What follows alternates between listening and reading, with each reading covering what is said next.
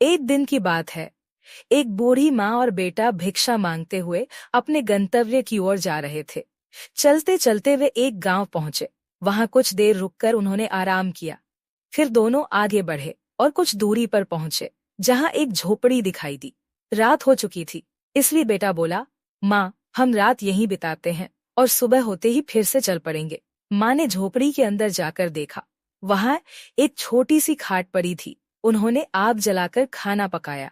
खाना खाने के बाद माँ खाट पर लेट गई और बेटा पास में सो गया। रात के समय बेटा उठा और देखा कोई अजीब सी चीज झोपड़ी के ऊपर बैठी उन्हें देख रही है। उसकी लाल लाल आंखें चमक रही थीं और बाल बिखरे हुए थे। बेटा डर गया और उसने माँ को जगाया। वह बोला, माँ, हमें तुरंत यहाँ से निकलना होगा। माँ ने पूछा, क्यों बेटा, क्या हुआ? बेटा बोला, माँ, यहाँ कोई डायन है। अगर हम सुबह तक रुकते तो वह हमें जिंदा नहीं छोड़ती। यह सुनकर माँ डर गई। दोनों जल्दी जल्दी झोपड़ी से बाहर निकले और भागने लगे।